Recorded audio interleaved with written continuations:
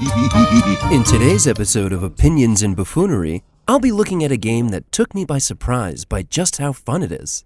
Ready or not.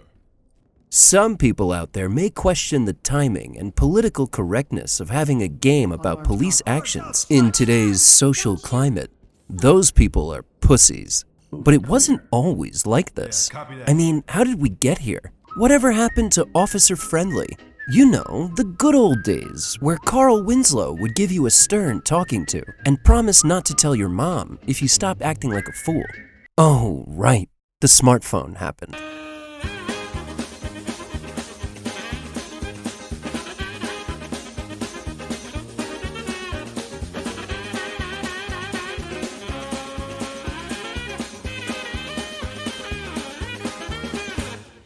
While Carl Winslow was out playing crossing guard, these guys were trying to be new dad to Laura. That type of low-T community policing gave way to the protein-packed 9mm in Ready or Not. Ready or Not is an early access game on Steam, which means it's basically a steak that's still a cow.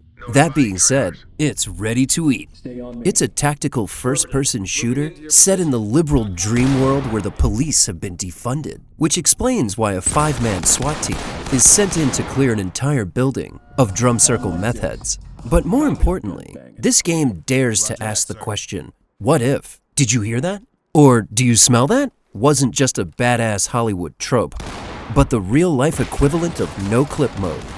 As a tactical first-person shooter, it still has elements of being a game, and not a full-on simulator, but it's real enough that my probability of committing domestic violence goes up after a session. Ready or Not is a harrowing experience, a slice of the pie of what it's like to step into the boots of the real heroes, the brave warriors of law enforcement. In a world where backing the boys in blue isn't celebrated, it's refreshing to see someone with the courage to stick a thumb in the eye of the godless Marxist commies and say, defund the police? No! Be fun! Be the police! The game starts off at SWAT Headquarters. As the only mission-ready alpha in the building, you play as a nondescript Officer McOfficerson. SWAT HQ is huge and empty. Perfect example of wasteful taxpayer spending, or an optimistic take on if you build it, they will come. Here, you'll be able to join in with your friends or randoms and take on crime as a government-sanctioned gang over online play. This is the way the game is meant to be played. There are a lot of game modes. You can select from clearing out crack dens, dealing with hostage situations, active shooters, bomb threats, or even walking into a giant firefight. These missions take place in houses, hotels, car dealerships, shipping docks, and even gas stations. Earlier this year, the devs at Void ran headfirst into a controversy stating that an active shooter mission would take place at a school. The sounds of pearls clutching and publishers' anuses snapping shut was deafening. This is society looking into a mirror and not liking what it sees. While Ready or Not will put the player in all too real events, the basement of SWAT HQ will allow the player to prepare for these situations in-game with the shooting grounds. Here you will learn the basics of the game and the no-knock variety of this incantation. This is the police. We have a search warrant. Which magically forms a legal shield and dissolves constitutional rights. There's a full-on training course where you can practice shooting many different guns and practice breaching rooms with various loadouts, from tear gas, flashbangs, to even stinger grenades. This is to prepare you for your first day on the job, so you can hit the ground running and contribute positively during the onboarding period. Leverage existing experience in order to expeditiously detain suspects. Going forward, you will be able to push the envelope and develop your core competencies in a team environment. You will have all the resources available to you, including riot shields and even a nifty door camera to satisfy your peeping Tom desires. In fact, there are more options for breaking down a door than saying, "I fear for my life." You can kick it down, blow it up, shoot it up, or break it down. But before you can work forces, you have to be kitted out.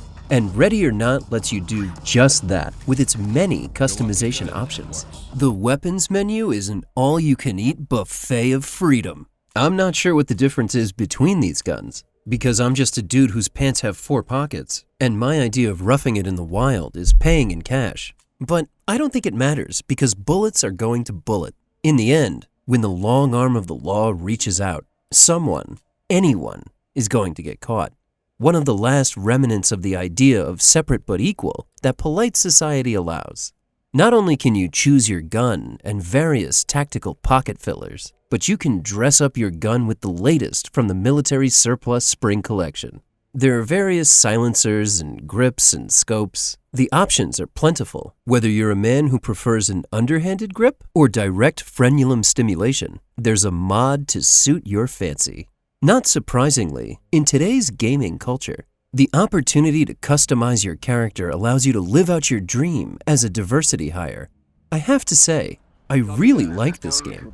But this game isn't pretty. It's got knobby knees and sharp elbows. Several years ago, when I still wore a fedora, I would have instantly dismissed it as a 0 out of 10 would not play. However, I'm a more mature gamer now. What this game lacks in the looks department, it more than makes up for in the personality and gameplay department. Yeah, the lights and shadows aren't amazing, and neither are the textures. There are more visible polygons than even more codes of Foundation can cover. But let's be honest, my computer is no Ryan Reynolds, and its prospects aren't great either. It's not like it'll be moving out of my basement anytime soon. There's more to a game than just how it looks. It has to feel good for the player when moving around in the world. If satisfaction is really about the motion in the ocean, and I hope it is, then Void hit all the tingly spots. The movement in this game is slow, but fluid. The developers at Void have managed to somehow make this feel not clunky, while keeping things realistic. In the era of instant weapon switching, parkour, and arcade-style first-person shooters, the slower and more hardcore tactical pace is a bit of a breath of fresh air. There are some hiccups, though. Sometimes it's hard to tell just how far away you are from the wall when you have a rifle. This causes your character to raise the gun up, which is problematic when rounding a corner into a hail of bullets. Other issues involve how you interact with the world around you. While the environment can be interactive with contextual menus, depending on where you look, and it is a pretty intuitive system, the precision of that may still need work. For example, sometimes you gotta finagle where you're looking at to open or close a door, and you may swing it open when you just want to peek through it. Other issues that popped up involve the AI.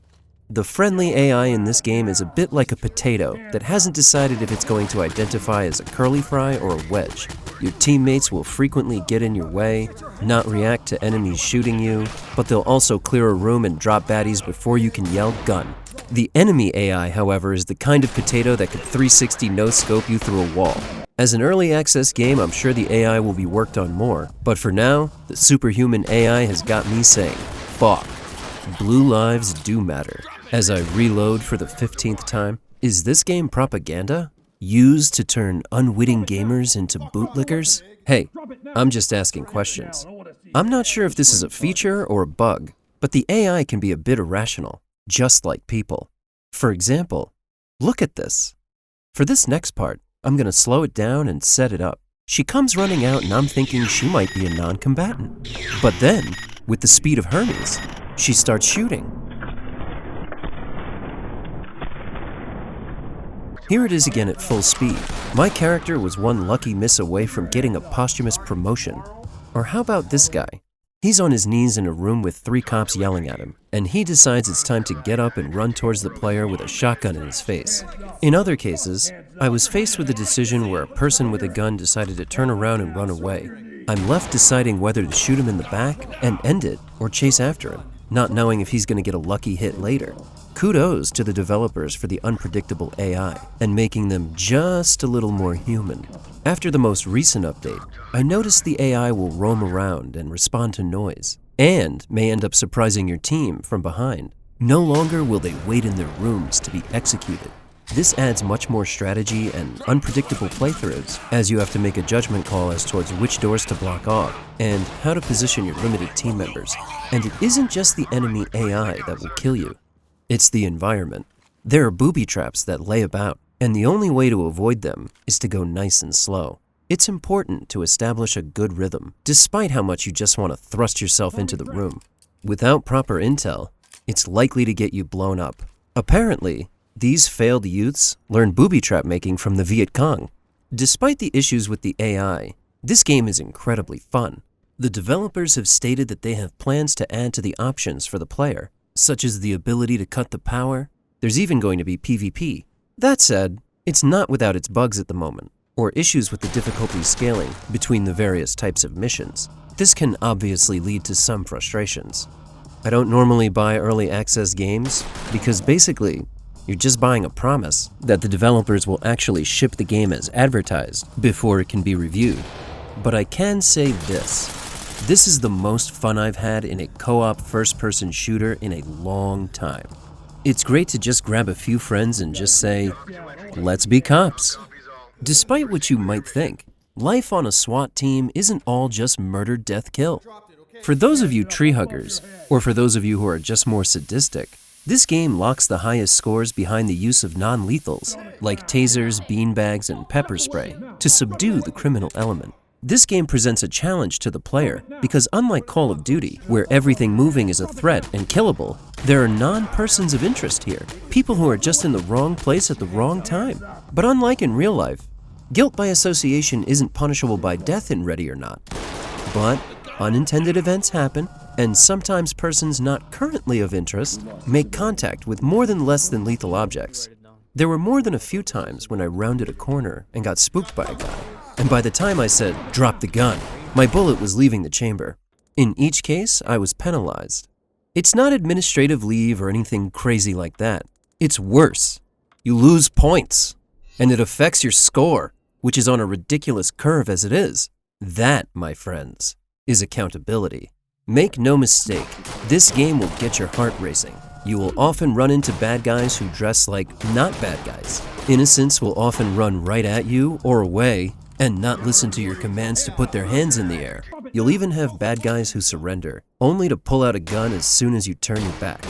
The game does convince you that there's a life-ending threat behind every corner and behind every door. The immersion is palpable. I found myself naturally saying things like, "Clear left, send it, last man in," and delving into the vocabulary of the tactic cool, the man on the radio reinforcing that with his operator as fuck vocals.